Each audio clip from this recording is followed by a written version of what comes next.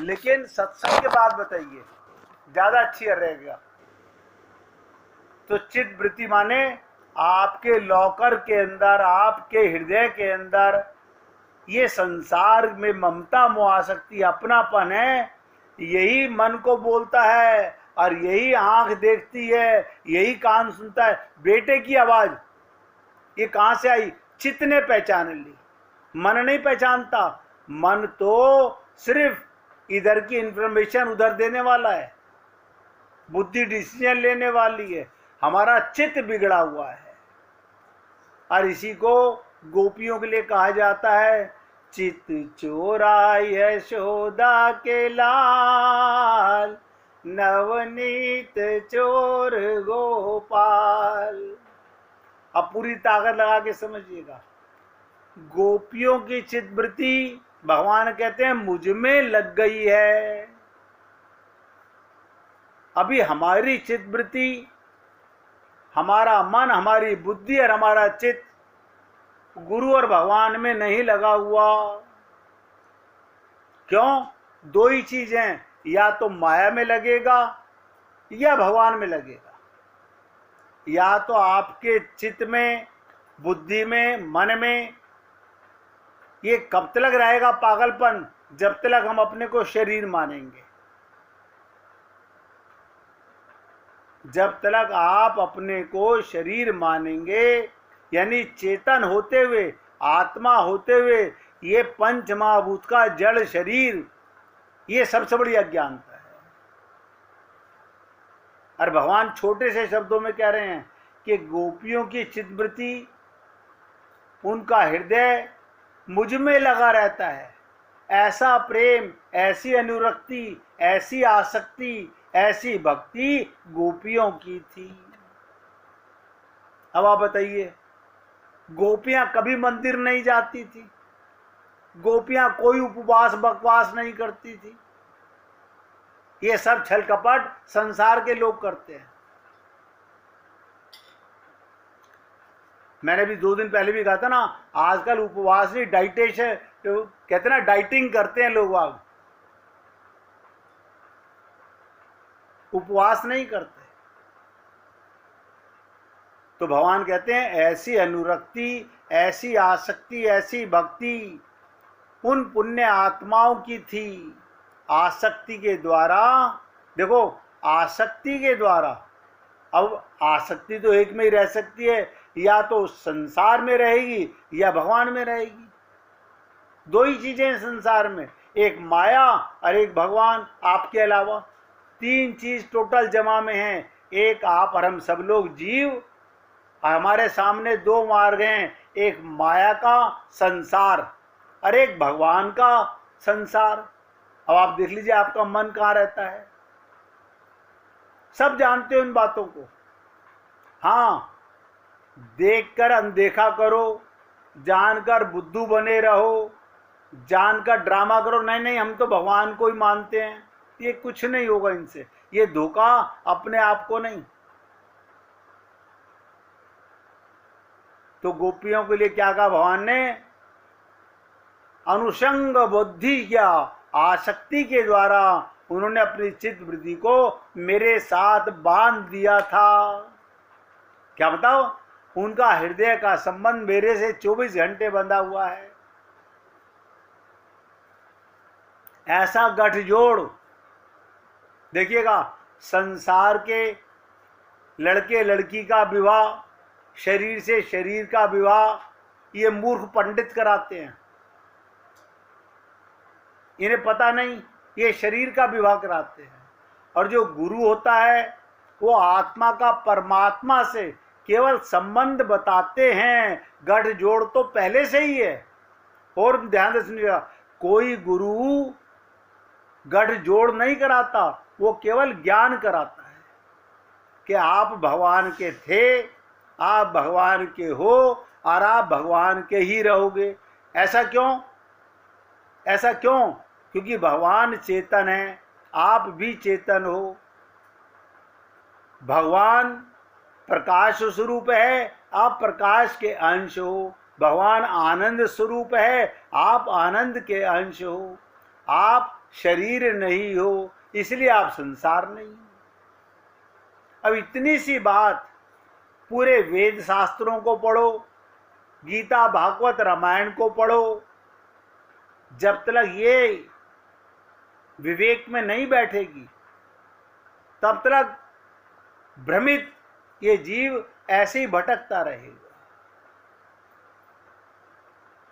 तो क्या कह रही हैं भगवान, उन्होंने चित्त वृत्ति मेरे साथ बांध दिया, अपने हृदय का संबंध मेरे से बना लिया कि उन्हें शरीर की याद नहीं रहती। ध्यान दो, और हम शरीर की इतनी याद रखते हैं, संसार के पीछे, शरीर के पीछे, भगवान को क्या सब कुछ छोड़ने को तैयार है।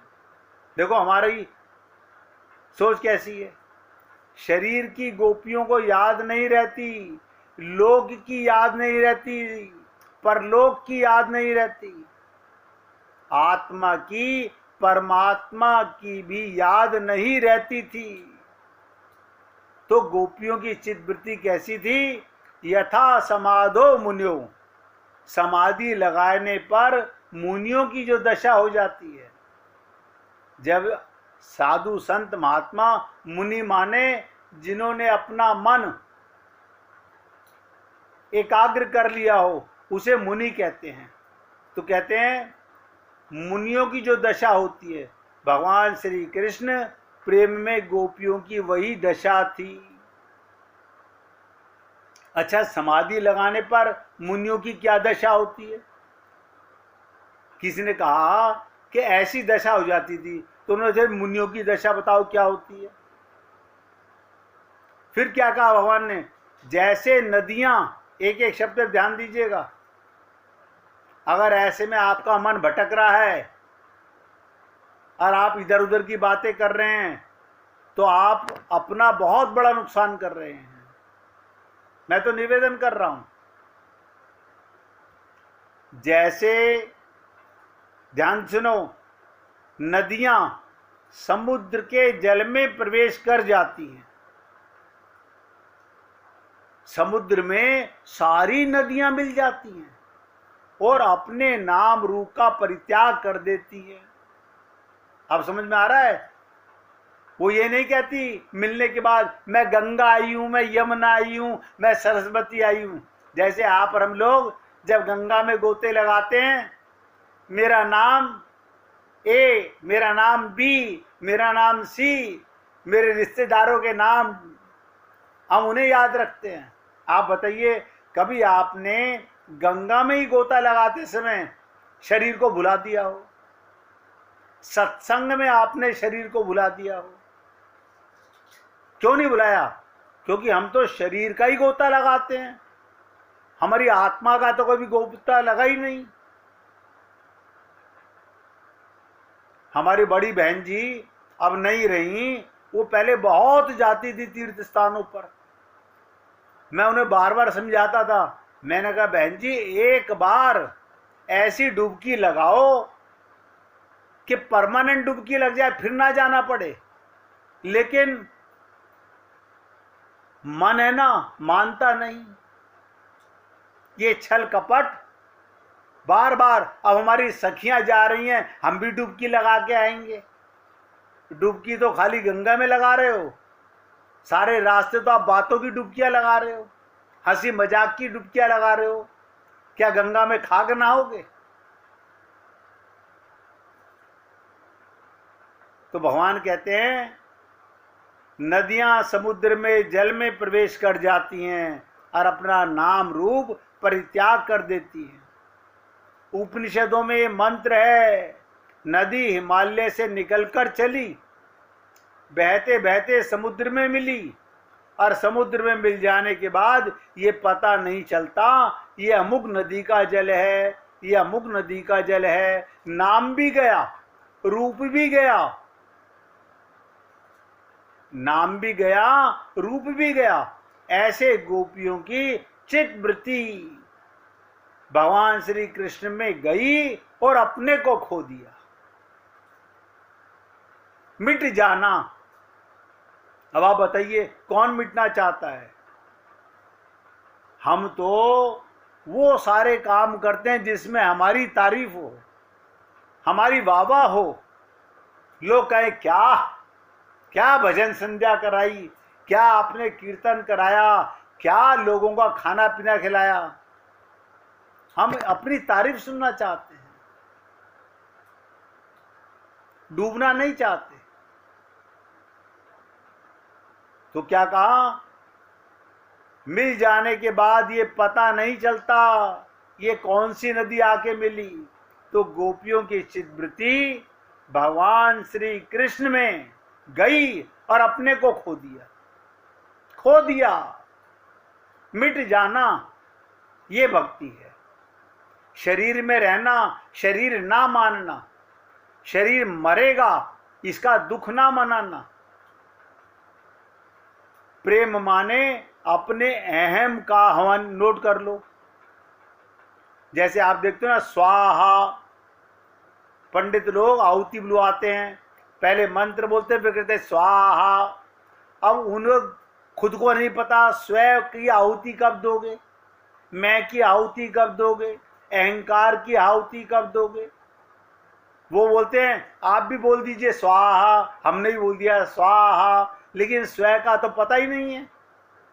अगर स्वयं का पता होता तो अपने स्वरूप का पता होता, अपने स्वरूप का पता होता तो आत्मा का पता होता, आत्मा का पता होता तो परमात्मा का पता होता। सोचो। और मैंने आपको क्या कहा, प्रेम गली अति सांकरी, जामे दो ना समाये। क्या मतलब, ये प्रेम का हवन है, हवन कुंड है प्रेम का। जो मरने को तैयार हो, मिटने को तैयार हो, ये कंडीशन है भगवान के प्रेम की। अपने को बचा के रखना चाहो तो प्रेम नहीं मिलेगा। हाँ, धोखा, तारीफ, माया का खजाना अनंत मिलेगा। अब देखो नया शब्द बोला है, आप इसे लिख लेना। प्रेम माने अपने अहम का हवन, अपने मैं को जला देना, मिटा देना। यही सबसे बड़ा अहंकार है। मैं जैसे बकरा बकरी सारा दिन मैं करते हैं, ऐसे आप और हम लोग भी सारा दिन मैं करते हैं। अब हमें कोई बकरा बकरी बोल दे तो बुरा लगता है। प्रेम माने अपने स्वार्थ का स्वाहा कर देना। ये मंत्र जो होते हैं ना, अष्टाक्षर मंत्र, द्वादशाक्षर मंत्र, जिनमें स्वाहा बोला जाता है, गोपी जन बल्लभाए स्वाहा। ध्यान से सुनो, ब्राह्मण लोग बोलते हैं गोपी जन बल्लभाए स्वाहा, कृष्णाय गोविंदाय स्वाहा। इनमें स्वाहा माने होता क्या है, हमने अपना स्वयं ही तुमको दे दिया, आत्म त्याग कर दिया, अहंकार मिटा दिया। लेकिन कौन समझे, कौन अपना अहम मिटाना चाहता है। अपने स्वयं का पूर्ण रूप से हवन कर देना, इसका नाम है स्वाहा। स्वाहा माने स्वयं अहम का, माने त्याग भी है और हवन भी है। पूरी तरह से मिट जाना, प्रेम की अग्नि में अपने आप को पूरी तरह से हवन कर देना, अपने अहम की आहुति दे देना, इसका नाम स्वाहा है।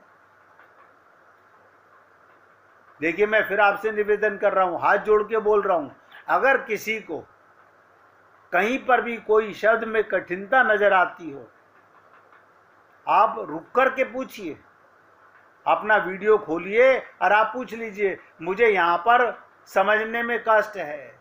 क्यों? गलत बात को ना मान करके ना पूछना, ये बहुत बड़ा अभिमान हो जाता है। गोपियों ने प्रेम की अग्नि प्रज्वलित करके उसमें श्री कृष्ण के उद्देश्य से अपने अहम और मम की आहुति दी। मैं और मेरा, नोट कर लो। आप और हम लोग अब तक भगवत प्राप्ति क्यों नहीं कर सके? आगे भी डाउट है। क्यों? अभी सत्संग खत्म होगा, फिर हम वापस वही बन जाएंगे, वापस तुरंत। क्योंकि माया का काम है कि माया महाठगनी हम जानी। माया इतनी आसानी से पीछा नहीं छोड़ती। अभी तो उद्धव जी गोपियों के पास गए भी नहीं हैं। आप सोचो, उस हवन की अग्नि में जाकर उद्धव क्या पाएंगे? वो कैसे भगवत प्रेम को समझ पाएंगे? वो अपनी खोपड़ी को कितना पीटेंगे कि मैं कृष्ण के साथ था और कृष्ण को नहीं जानता था।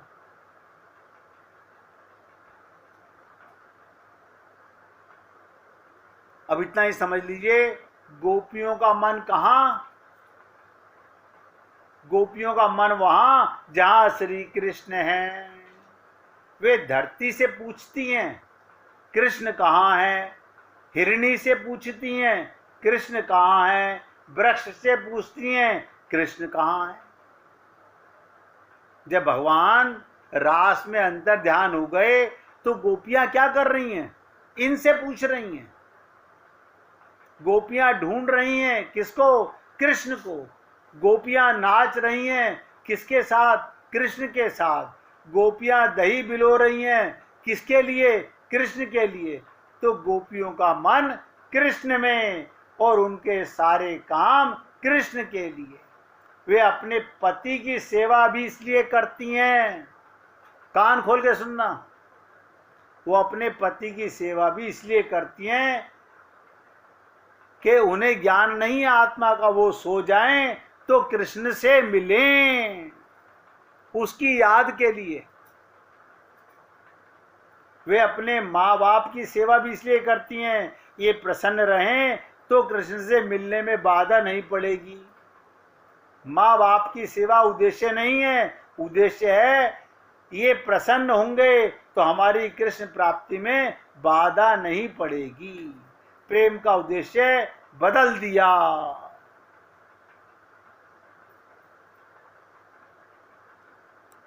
अब आप बहुत गहराई से समझिएगा अगर ये बातें, क्योंकि आज बहुत कुछ सुनने को मिला है। इतनी बात अगर आप और हम लोग पका लें, हृदय में धारण कर लें। मैं तो रोज निवेदन करता हूं, कम से कम सत्संग सुनने के बाद 5-10 मिनट आंखें बंद करके सोच लो, अपने अंदर झांक लो कि मैं कौन हूं। शरीर तो मैं हूं नहीं, क्योंकि ये मरने वाला है, और मैं नहीं मरने वाला हूं। फिर मैं कौन हूं? इसका मरने के बाद पता चलेगा। अब एक छोटी सी भगवान की लीला सुना देता हूं, क्योंकि आज आपको बहुत गहरे में उतारने का प्रयत्न किया गया है। मुझे नहीं पता कि आप उतर पाएंगे या नहीं उतरेंगे, क्योंकि ये नदी को समुद्र में समाने का मार्ग है, अपने को मिटाने का मार्ग है, स्वयं को स्वाहा अपनी आहुति देने का मार्ग है। अब एक लीला सुन लीजिए। एक बार राधा जी के मन में भगवान श्री कृष्ण के दर्शन की बड़ी लालसा थी। वे सोचकर महल की अटारी पर चढ़ गईं और खिड़की से बाहर देखने लगीं। शायद श्याम सुंदर यहीं से आज गैया लेकर निकले। अब हमारी प्यारी जू के हृदय में कोई बात आए और लाला उसे पूरा ना करें।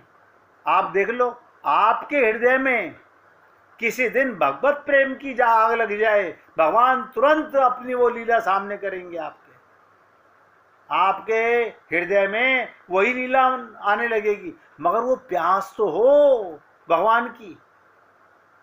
तो राधा के मन में इच्छा हुई, लाला उसे पूरा ना करें, ऐसा हो नहीं सकता। ये मिसाल दे रहा हूं। अगर आत्मा की प्यास हो तो परमात्मा को झुकना पड़ता है। जब राधा जी के मन में भाव श्याम सुंदर ने जाने, क्यों? आपके मन का भाव भगवान ही जानते हैं, और कोई नहीं जानता, केवल भगवान जानते हैं। आपके मन को आपका पति आपके साथ बिस्तरे पे लेटा हुआ है, उसे नहीं पता।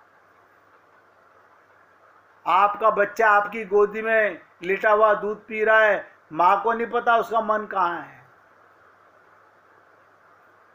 कोई किसी के मन को नहीं देखता, लेकिन भगवान सबके मन के दृष्टा हैं। इसलिए जब राधा रानी के मन के भाव श्याम सुंदर ने जाने, तो आज उन्होंने सोचा क्यों ना साकरी खोर से, यानी राधा रानी जी के महल से होकर जाता है, होते हुए जाएं। उसने पुकारा और हम चले आए। राधा ने याद किया, भगवान उनके महल के नीचे से निकलने लगे। अब यहां महलन की अट्टारी पे राधा रानी खड़ी थी, तब उनकी मैया कीर्ति रानी उनके पास आई और बोली, अरे राधा बेटी देख, तू बड़ी हो गई है, कल को दूसरे घर ब्याही जाएगी तो सासरे वाले क्या कहेंगे? जा लाली से कुछ नाए बना, बेटी कुछ नहीं तो दही बिलोना तो सीख ले कम से कम। अब लाडली जी ने जब सुना, तब अट्टारी से उतरकर दही बिलोने बैठ गई। ध्यान से सुनिएगा। पर चित्त तो प्यारे में लगा है। लाडली जी खाली मथानी चला रही हैं, घड़े में दही नहीं है। देखो कमाल की चीज, घड़े में दही नहीं है, बिलो किसको रहे हो? ये बात का उन्हें ध्यान ही नहीं, बस बिलोती जा रही है। जैसे आप और हम लोग मंदिर तो जा रहे हैं, सत्संग तो सुन रहे हैं, आत्मज्ञान नहीं है, तो मन की रई कहां चल रही है? खाली घड़े में चल रही है। उधर श्याम सुंदर नख से शिखा तक राधा रानी के इस रूप का दर्शन कर रहे हैं। उनका भगवान का सखा बिल्व मंगल जी ने इस झांकी का बड़ा सुंदर चित्रण किया। क्या कहते हैं? लाला गैया चरा के लौट तो आए हैं, पर लाला भी प्यारी जी के ध्यान में खोए हुए हैं, और उनका मुख कमल पके हुए बेर के समान पीला हो गया। भगवान का चेहरा पीला पड़ गया। पीला इसलिए हो गया क्योंकि राधा रानी गौरी हैं और उनके श्रीअंग की कांति स्वर्ण के समान है। तो सोने का रंग पीला होता है, इसलिए उनका ध्यान करते करते कन्हैया का मुख भी उनके समान पीला हो गया। इधर जब एक सखी ने देखा कि राधा जी ऐसे ही दही बिलो रही हैं, मटके में दही नहीं है, वो झट कीर्ति मैया के पास गई, राधा जी की माँ के पास गई और बोली, मैया जरा देखो, राधा बिना दही के मटके माखन निकाल रही है, दही नहीं है माखन निकाल रही है। अब कीर्ति जी ने जैसे ही देखा, तो क्या देखती हैं? ध्यान से सुनो, बहुत गहराई से समझिएगा।